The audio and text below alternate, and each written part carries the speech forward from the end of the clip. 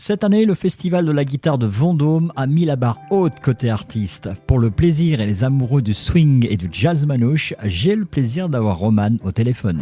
Roman, bonjour. Bonjour. Alors vous êtes fils et petit-fils de guitaristes, vous vous êtes mis à la pratique de l'instrument dès l'âge de 12 ans en compagnie de musiciens gitans. Vous êtes tombé dans la marmite de Django.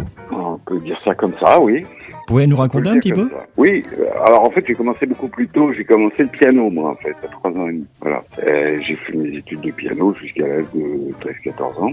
Mais mon truc c'était jouer comme mon père et mon grand-père. Donc en effet vers 11 ans j'ai commencé à bricoler la guitare dans un coin, en toute discrétion, sans qu'ils le sachent. Voilà. Et il y avait urgence, donc j'ai appris très très vite en fait. Voilà, quand il s'est rendu compte que j'avais piqué sa guitare dans un coin, peut-être 3 mois après, c'était réglé, quoi. J'accompagnais. Vous avez enregistré une vingtaine d'albums, écrit des méthodes de guitare, plus que ça même. Oh oui. Je crois que j'ai vendu pas loin de 400 000 albums en tout. Ah oui, quand même. Oui, non, j'en ai fait vraiment beaucoup. En fait, j'ai enregistré mon premier album en 90, il a dû sortir en 91. Puis après, j'en ai fait en gros un par an, à peu près, quoi, pas loin, quoi. Donc voilà, tu fais le calcul, 2020, oui, ça fait 20, ça doit faire 23, 24. Oui, j'en ai fait beaucoup. Et puis plus des participations avec d'autres. Il y a une petite raison à ça, c'est que au départ, mon premier album, c'est que des compositions originales. En fait, c'est lié au fait que j'avais une trouille monstre de jouer les standards. C'était le début, j'allais pas jouer les morceaux que jouait Django, vu que de toute façon, il les jouait beaucoup mieux que moi. Donc pour éviter la comparaison, je me suis mis à écrire, à composer. Et c'était vraiment mon truc, ça c'est un truc que j'adorais faire. Et donc je me sentais plus libre à faire ça. Et en fait, j'ai découvert qu'au travers de la création et de la composition, j'ai aussi développé une personnalité, des phrases. Voilà. Ouais. Et je pense que ça, c'était un déclencheur essentiel.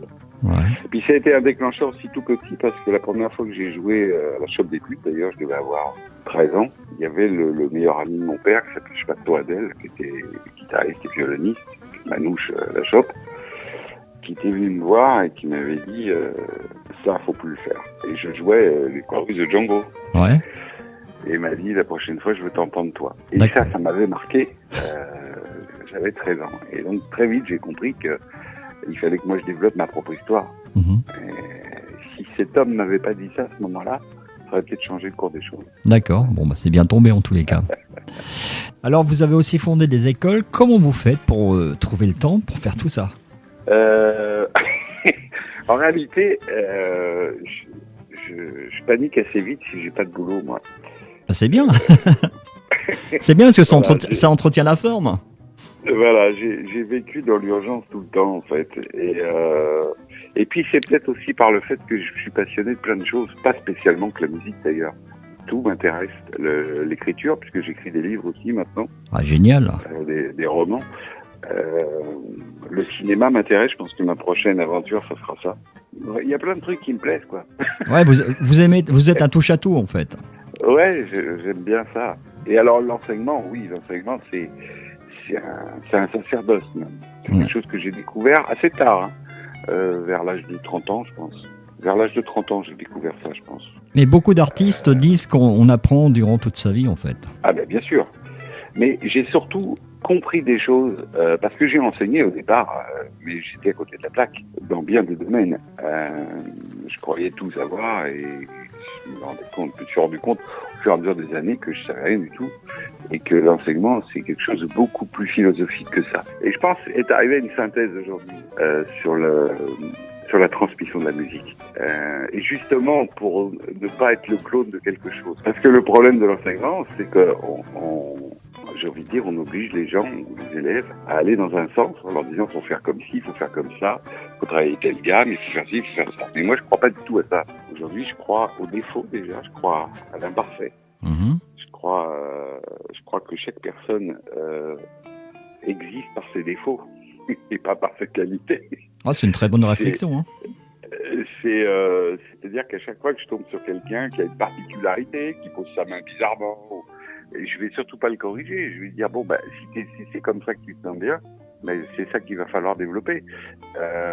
Donc c'est utiliser le défaut pour les magnifier, en fait. C'est ça. C'est la première idée.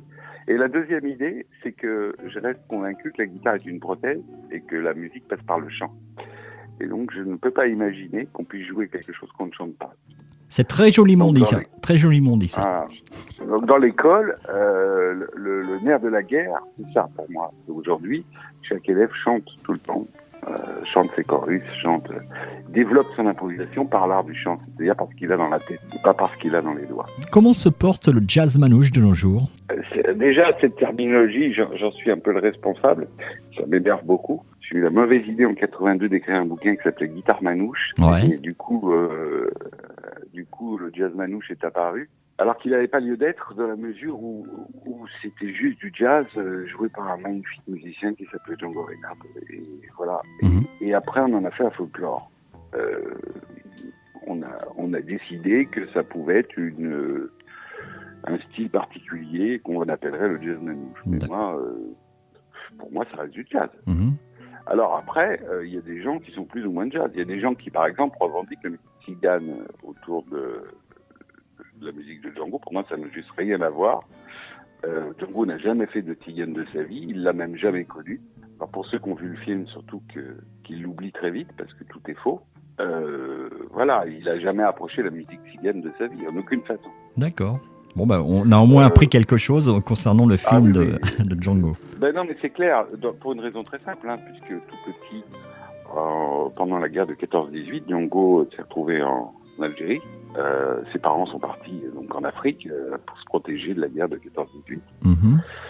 Donc s'il a été influencé par une musique tout petit, ça ne pouvait être que la musique orientale. Donc voilà, déjà ça commence comme ça.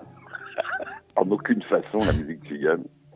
Et donc quand il est revenu en France après la guerre, donc en 1918-1919, il a tout de suite été en contact avec la musique française et le musette, la musique classique et la chanson française. Donc voilà, ça a été ses influences. Et très vite, le jazz est apparu grâce à Émile Savitry qui lui a fait découvrir au travers de disques que lui possédait, notamment Louis Samson et tous ces gens-là. Et là, il a dit, je vais faire du jazz. Voilà. Merci de nous avoir éclairé sur l'histoire de Django. Oui, non, mais c'est parce que ça me rapproche tout ça. Enfin, je veux dire, ce parcours, c'est un peu celui que j'ai voulu faire aussi. Et c'est vraiment un parcours de jazz. Donc le jazz manouche, malheureusement, c'est devenu dans certains cas de figure presque un truc péjoratif, j'ai envie de dire. Un folklore, quoi. D'accord. Voilà, on s'est dit, tiens, voilà. Alors tout le monde fait tout et n'importe quoi. Alors il y a des choses magnifiques. Chez les jeunes, il y a des guitaristes absolument prodigieux, mais qui ont justement dépassé un peu cet aspect-là. Et la guitare est devenue aussi un vecteur, c'est-à-dire que voilà, maintenant celui qui a une guitare à pan coupé acoustique, type Selmer, on dit il joue du jazz manouche. C'est quand même triste, parce que ça reste une guitare. Enfin, je veux dire, au départ, toutes les guitares étaient comme ça même à cette époque-là. C'était une fabrication italienne au départ. Les Italiens fabriquaient des guitares qui avaient cette forme-là. Voilà. Et après, on a été envahi par les Américains avec les guitares folk et autres. Et donc, c'est devenu encore une particularité. Donc, ça a rajouté au jazz manouche. On va dire, c'est que les manouches qui jouaient que ça. Alors, il y a une autre raison. C'est qu'à l'époque, dans ces années de 30 à 40, c'est vrai que les 3/4 des guitaristes qui écumaient la scène française étaient gitans. Parce que ils avaient hérité de Django, ils étaient tous un peu dans le sillage et dans la mouvance. Et ils s'étaient rendus compte que c'était vachement bien. Donc c'est vrai qu'on trouve pas mal de gitans qui accompagnent un certain nombre de chanteurs, de chanteuses à cette époque-là. Alors je vais revenir un petit peu sur vous. En 2013, vous avez reçu le Grand Prix du Jazz, Grand Prix SACEM. Ah oui, personne n'est parfait, j'ai vu. Oui, c'est cool, c'est gentil de leur part. Du jazz, tu vois, ça me fait plaisir en tous les cas, au sens propre, quoi. Bien sûr. Alors vous êtes demandé sur des scènes nationales et internationales, et cette année, donc, vous avez été invité pour la première fois au Festival international de la guitare de Vendôme, qui aura lieu début juillet. Donc pour vous, ce sera le concert de clôture le 7 juillet. Vous serez accompagné par Eric Bouvel, l'héritier de Joe Priva. Ce sera donc une invitation à voyage swing et jazz autour de ballades à la rythmique swing et valse. C'est un peu ça. Oui, ça nous ramène, alors là, ça nous ramène un paquet d'années en arrière. J'aurais essayé de tester beaucoup de choses, mais en ce moment, je suis un peu dans un retour sur plein d'ambiances d'un autre temps. Et avec Eric Nouvel, c'est tout à fait ça. Alors ça se mélange très bien, l'accordéon et la guitare se mélangent très bien. Oui, ça se mélange très bien dans ce genre-là, justement. Je n'irais pas jusqu'à dire que c'est l'héritier de Prégrand. Moi, je dirais que c'est plutôt le maître aujourd'hui de toute cette époque, parce qu'il va jouer à la manière de Baselli, à la manière de Gus Viseur, et aussi un peu à la manière de Prégrand. Mais il maîtrise un peu tout ce truc, quoi, d'une manière assez prodigieuse d'ailleurs. Et il est jazzman, très jazzman au fond. Moi, j'ai pu l'éprouver et l'entendre improviser de manière absolument remarquable. Donc vous serez donc en concert le 7 juillet à Vendôme. Alors qu'est-ce qu'on va entendre durant ce concert un petit peu des ballades, un mélange de valse typique, de valse swing, on va appeler ça comme ça. Ouais. C'est pas de la petite valse à danser, c'est de la valse très écrite. Donc on est fait pour la plupart par Privat ou par Viseur, ou par l'acolyte de Django, qui était Barreau Ferret, qui a partagé pas mal de signatures de morceaux avec Gus Viseur, justement. Alors il va y avoir pas mal de valses swing, je dirais qu'il y en a au moins 4 ou 5.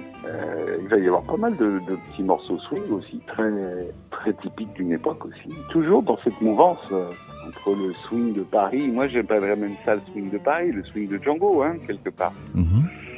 Et quelques ballades tirées du répertoire international. Ça laisse un bon moment musical en tous les cas. Donc ça sera la première fois pour vous que vous venez à Vendôme. Vous n'êtes jamais venu dans cette région? Non, je suis pas venu. Ou peut-être, je sais pas, j'ai fait tellement, donc je me souviens pas tout. Peut-être je suis venu avec le coude quand même, avec Didier qui nous a quittés il n'y a pas longtemps. D'ailleurs, on aura un violoniste aussi pour ce concert. D'accord. En la présence de Laurent Zeller, qui a dû lui aussi être très affecté par la disparition de Didier Lecoud, je pense. Donc Vendôme, ce festival qui a lieu depuis 21 ans maintenant, et qui fonctionne, qui marche très bien, qui attire énormément de monde. Il y a toujours un beau public à Vendôme, c'est une très belle salle qui s'appelle le Minotaure, et on voit que la guitare, elle est loin d'être oubliée de nos jours en tous les cas. La guitare, elle est tellement complexe, elle peut être jouée de tellement de façons différentes. C'est là où on ne peut pas dire je crée une école de guitare, ça n'existe pas.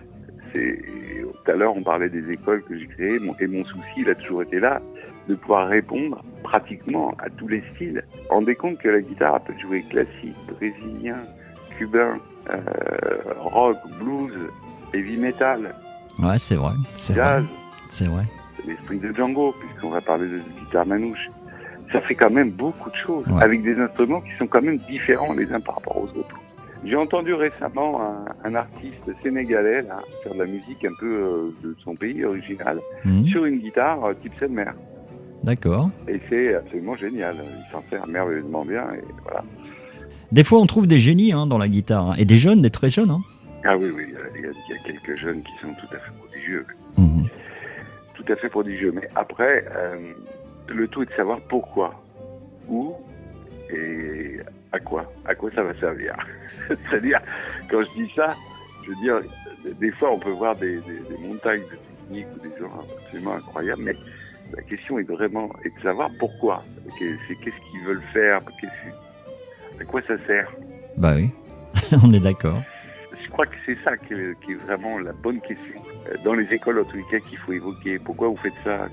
Il y a quoi derrière ça? Il faudrait le savoir quand même. Donc Roman, vous serez donc le 7 juillet au Minotaure pour le Festival de la guitare de Vendôme pour sa 21e année.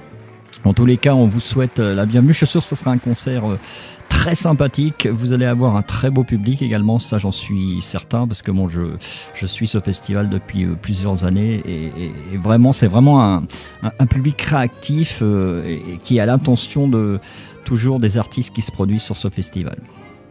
J'espère qu'on va lui faire plaisir. Ah bah j'en ai aucun doute. On va faire en tout cas de notre mieux pour aller dans ce sens. D'accord.